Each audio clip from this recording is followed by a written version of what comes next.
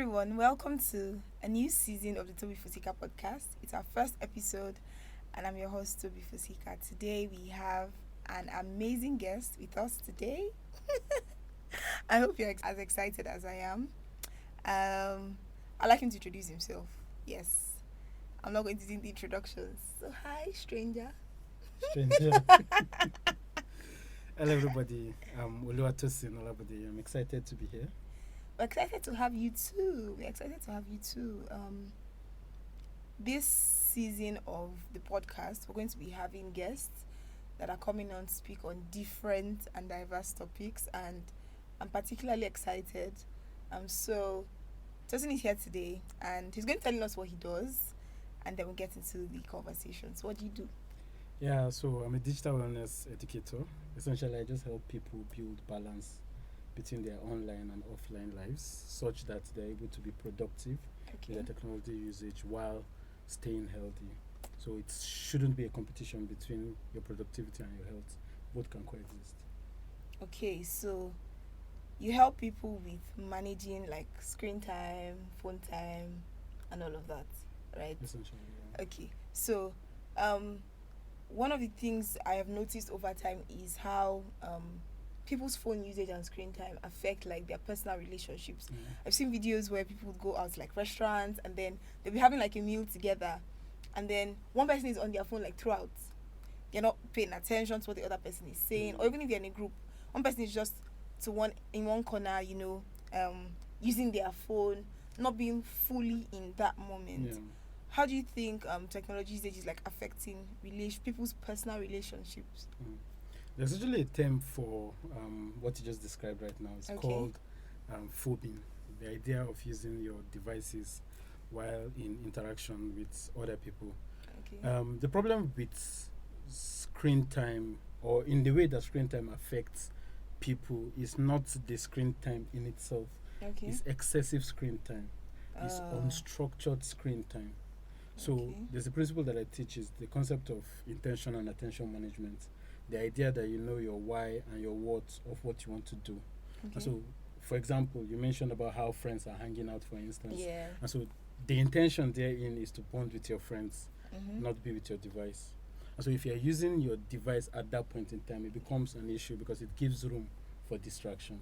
Yeah. So you see how screen usage in that context is bad. It's bad, yeah. However, if your intention, for instance, was to probably while away time, watch a movie, catch up on some friends online, screen time in that moment is okay. It's healthy, because it aligns with your intention. But the problem we have is because people don't schedule for their activities, screen time becomes an issue when it hinders what it is that you should be doing. So there's a quote that says you can't call something distraction if you don't know what is distracting you from. So because people don't schedule their activities, screen time becomes an issue when it begins to affect what you originally intended to do. So that's a very base level in the context of phobing. In the context of relationship, whether it's work relationship, whether it's romantic relationship, and all of that, excessive screen time can lead to decreased quality time. So instead of spending time with your partners, whether it's your business partner or your significant other, as the case might be, you're spending time on your devices, which means there's less face-to-face interaction with the people that you're supposed to be connecting with. Another challenge, again, is it can lead to decreased emotional connection. People want to feel loved, they want to feel appreciated. And so when you are communicating with somebody and the person is pressing their phone, it doesn't feel like you are bonding with this person. It doesn't feel like this person values the conversation. It feels like there's like an obstruction. Do you understand? It feels like the person has more important things to do. And a lot of times we think that we can multitask, but the problem with it is that you're pressing your phone or you're using your device, and then somebody is like, I'm trying to talk to you, and you're like, oh, I'm listening. And then after like 30 seconds, you're like, sorry, what did you say? I thought you were listening. You get the perspective. And then finally, it can lead to isolation. Because even though you're surrounded with people, you're just in your tiny world, in your device, doing your own thing. So screen time isn't an issue. How you are using screen time is what can become an issue. And then excessive screen time is what has an impact on our overall health and well-being. Okay. Amazing, because sometimes you see people even in church during like service, they can't put their phone down at all to like be in that moment. And we're really losing touch with people being like in the moment. Yeah, fully present. Yeah, fully present, fully like if you ask them what happened, maybe like for 30 minutes or 20 minutes, they are probably like doing something else. And so how would you recommend that people like schedule screen time? Yeah. And is that actually possible? And are there like apps that help with that sort of productivity, where if you say, okay, I'm at work now, or I'm in church now, or Yeah. I'm at an event, I'm spending time with my family, I am giving myself to this time that I'm Yeah. spending with them, and I'm ensuring that there's no distraction whatsoever.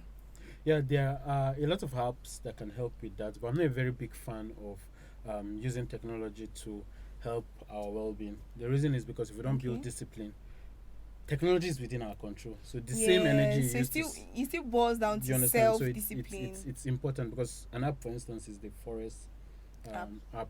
An app, for instance, is the forest app. Essentially, it's a work productivity app, such that it plants a tree every 25 minutes. So if you Yeah. set up the app, and you have to love nature, obviously, because some people don't care about plants. So whether the plant dies or not, it doesn't matter. Because what happens is that if you break your work process before the 25 minutes reaches, the plant that was growing dies. So it's Oh, a strategy to help people stay focused for for that the activity period that they of are doing. time. But for me, it's more important that we build discipline. So when I spoke about the principles that I teach, the first being intention and attention management, Yeah. the second is the law of scheduling. It's very basic. We know what is routine to us. You know what your morning routine looks like. You know what your afternoon looks like. You know what your evening looks Looks like. like, yeah. Scheduling is essentially just time boxing the activities that you have for the day, and it's very Okay. flexible, because certain things don't come up until they come up.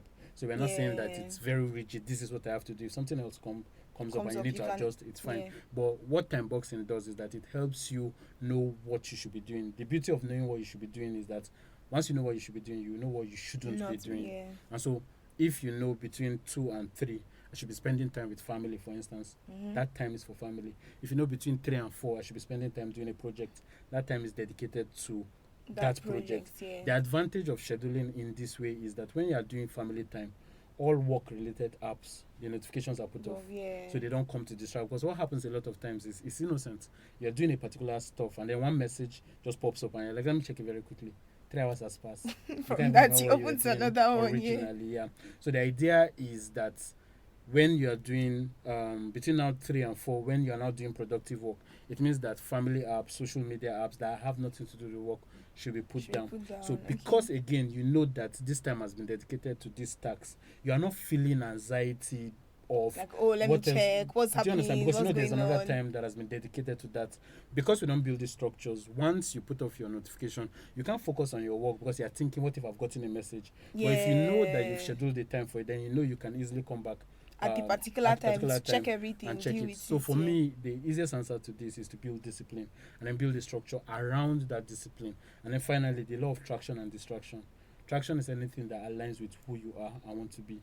Distraction is anything that pulls you away from who you are and want to be. And so once you know what your intention is, you should be building traction, which means that every activity that you are doing with your device or without your device should be aligned with who you are and want to be. And again, so for instance, you're with a friend now. My friend is like, oh, I'm doing a research into this new product that came out. And it's like, what are you doing? And you're like, I'm on Netflix. You shouldn't be feeling guilty about being on Netflix as long as you've scheduled a time for it. So the idea again with productivity is not that you're just every time you're doing work, because life has to be balanced. There has to be a social life, a professional life, and a personal life. So a mix of everything. Balance. Exactly. So there's the conversation is not about the activities that you're doing, it's the discipline behind those activities. So it's like, today I decide, okay, I'm going to work the whole day. Probably morning is like your strong suit. So you're awake in the morning, you hit everything. And probably the evening time is where you like to unwind. But somebody's a night owl, and by the time you're relaxing, that person is now doing their work. So as long as you're doing what you're supposed to do when you're supposed to be doing it, you should also balance and ensure that you have social time also factored in, so that it's not like you're all about work. Okay, that makes a lot of sense. And the second thing I wanted us to discuss was how people share like short, how people share like short clips of like a full message online, and then somebody watches maybe just that 5 minutes, 5-minute video, and then people are already making comments, and people are hurling insults online. Because I know a part of digital wellness also has to do with cyberbullying and the way we speak online and the way we attack people online. I remember recently a video came out, and people were saying all sorts, and very few people bother to actually go back to watch like the entire video. And one thing people don't realize is this: the way you present yourself online is the way people are going to see you. Because I mean, online you form like a personal brand and identity. So if you go online and all you do is cyberbully, insult people, call people out, you know, setting how do you think people should manage and behave themselves online, especially like on social media? Because a lot of people don't think that it matters. They feel like they can do anything online and get away with it, and it's what they do physically that's all that matters. People feel very anonymous online because you are far away from whatever engagement that it is that you're engaging with. So I can be here in Abuja and be catching cruise with somebody in US or somebody in Lagos, because that's the term that people are familiar with. The idea of making fun of people, making jest of people, speaking out of context, clickbait. Or like the latest one that just came, what you said just reminded me of the latest one that happened. Was it last week, where South Africans started ordering boats in Nigeria, and then Nigerians retaliated and started ordering boats. I mean, with their own personal account, forgetting their personal details are there. Ordering boats in those countries, deliveries from this place to this place, you know, all of that, doing that online, posting it on their personal page as well. And all these things are, you know, the internet never forgets, as they say. How do you think that affects? It's all fun. It's all fun and games. It's all fun and play until you begin to see the consequences. Our online presence is now our CV. Your digital footprint essentially is everything about you that can be found within the digital space. There are two ways that information comes to be. One is the content that you put out there. Secondly is the content about you that people put out there. And so it's super important to realize that every information that is found about you is what is believed to be you. And we live in a generation where you are guilty until you prove yourself innocent. Negative news spreads faster than good news. So it trends better when it's a conversation that is not healthy towards you. And so it's super important to realize that you have the sole responsibility to be in control of your digital footprints, both the information that you put out there and the information that other people put out there about you. And you have to think from the future perspective, not just in the emotion and the cruise or the energy of now. Because the post that seems innocent and funny right now, what happens when it hinders you from getting a job? What happens when it hinders you from getting an opportunity? And you genuinely were innocent because you meant no harm. You just wanted to join the trend and make fun of that person, as the case might be. I think it's super important to realize that the same way there are etiquettes offline in our physical world, you need to have manner, there are rules and regulations, there are cultures, there are values that we uphold physically. It's the same way that within the digital space, we need to have those values also. We need to have online etiquette. And the idea with online etiquette is being respectful, is being empathetic, is using emotional intelligence to respond, create, or engage with people online. And if you think about emotional intelligence, it's just your emotion and considering the other person's emotion also. So how does me putting out this content, how does me taking this content out of context, how does it affect this other person? Because again, content is monetized. So people want to get rich. And this is not generalizing, because there are people that are creating content, making money, and they're doing it right. Do you understand? But there are a lot of people that are just about the money, and so whether they harm or hurt anybody, it doesn't really matter to them. And clickbaits are one easy way to do that. And so it's very easy for somebody to say something and then you take it out of context, put a catchy title, and then put it. And people don't. The larger percentage of people don't go to research or read up on those articles. They just click on it and then they share, they repost. You have been entrusted with every environment that you find yourself in, especially the environment that you create. So if you have an Instagram account, for instance, now, you are responsible for the kinds of content that your followers see on that page. And so before you reshare a post, before you retweet a post, before you post a post on any of your platforms, you have to be sure that that news is verified. We live in a world where a lot of fake news. We're in a world where there's what we call deep fake, which is the idea that somebody can carry your face, carry your voice, and present you online, and you won't even be aware of it, and it will look exactly like you. So it's super important that if we're in the digital space, we ask questions, we take a pause before we engage with content. And then coming back to people that engage with content that is taken out of context, I think a lot of times it shows intention. Because if you are telling me that what I did is bad, to what end? Yeah. Is your goal that you're seeing me lose who I am, and you're trying to help me reconnect back with who I am? You're seeing a lost cause that you're trying to save, bring because back, yeah. intention defines approach. Yeah. If your intention is to ensure that I am not a lost cause, there's still hope for me, your approach will be empathetic. Your focus won't be on the problem, but based on the problem, the solution that can come out of it. A lot of times you might not even know the solution. If you don't know the solution and you still want to engage with the problem, that's why there's a concept called constructive criticism. Yeah. But what happens a lot of times is because people want to catch crews, because people just want They to want get to trend, engagement, they want to be popular, because as they just want to well. be popular, because this topic is trending and they want to add their voice, because that's what people are reading and people are seeing.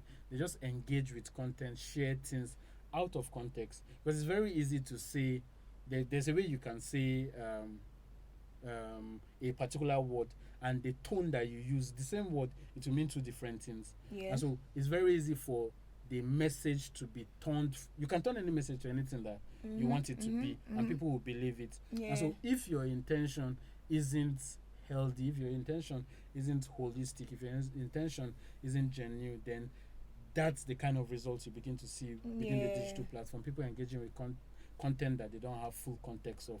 I mean, if a message is 3 hours and they posted 30 seconds on social media, and you feel so passionate and you feel so strongly to talk about that opinion, then that strength should make you watch the 3 hours video. Yeah, if you can't watch the 3 hours video and you post a comment, like, to what end? Because you can't speak to the full context of the message. You're only speaking to the perspective that you see. And we are living in an era where it's okay for everybody to have an opinion, but you shouldn't lord your opinion over other people. And so if you read something that is out of context, you carry your opinion on what you think that person's opinion was. You see how opinions are flying around. But what happens when you take out time to fully understand it? Because a lot of times you might even take out time to fully understand the video and realize that the person was actually wrong. And that's perfectly So the problem fine. is not even about the message in itself. The idea is that if you have been entrusted with a group of people and you want to put out an information to those people, you have to ensure that the information you're putting it from a place of honesty, from a place of integrity, from a place of value. Yeah, I think that's really important, because these days people are so quick. They are really, really quick to, like, tear people down. Most times when I see videos online, I just go to the comments and I'm amused, like, the things people say, the things people write. For somebody you don't know, I remember my former boss would say, somebody that is using a 10,000 naira phone with 15 naira data is causing 1 billion naira problem online, because the words that they are saying, like, if the person should actually sue you to court for defamation, some people can't even pay. They can't even afford to bail themselves out.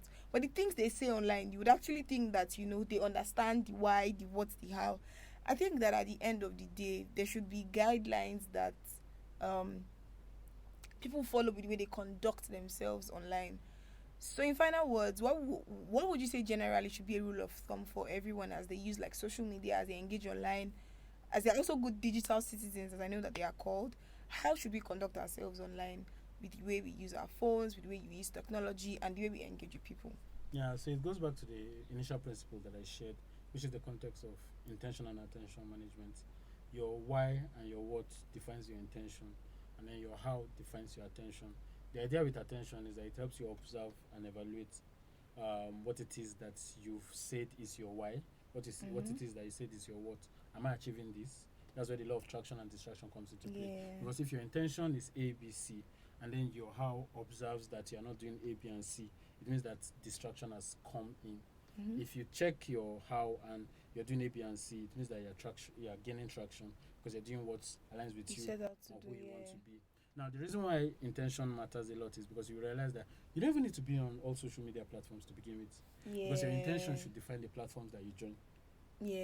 So LinkedIn has a purpose, Twitter has a purpose, Facebook has a purpose. All these platforms, they have a reason why they were created. And sometimes the purpose match, because you can get job opportunities on X, for instance, formerly called Twitter, the same way that LinkedIn is a professional platform. So the idea has to be, okay, this is why I'm joining this platform, and this is what I want to achieve with this platform. What that then does is that it guides a principle we call fit management. It guides the kind of people that you follow, the kind of contents that you engage with. You know how you can like a post and it shows on your feed.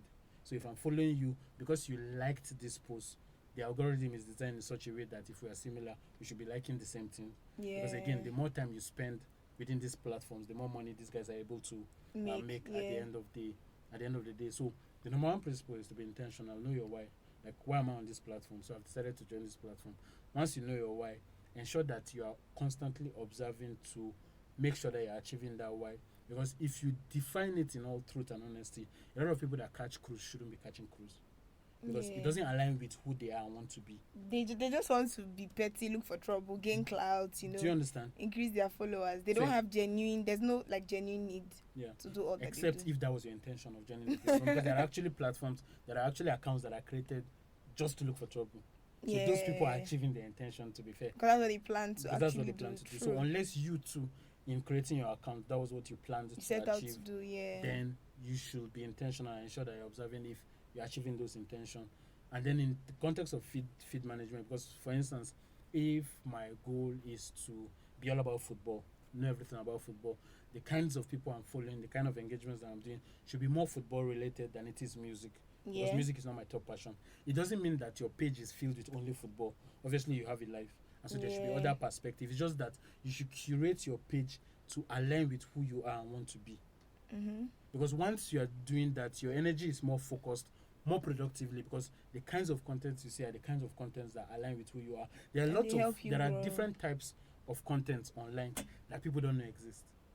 I remember a friend was talking about how she used to see wedding pictures on LinkedIn, and somebody was like, I don't see wedding pictures. We used to do wedding. A lot of time people started doing wedding pictures, birthday pictures, and everything on LinkedIn. So depending on the kinds of people that you follow, I haven't seen that yet.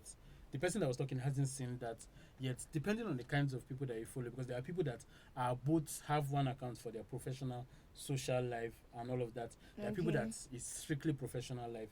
Social life is different. In fact, there are people that are only on LinkedIn. They are not on any other platform. And there are a couple of people that are not on any social media platform, including WhatsApp. Some are just have just their emails. You understand? And so it's important to note that in the concept of feed management, or the advantage of feed management is that it creates a system that aligns with who you are and want to be. So most of this noise, you won't be seeing them.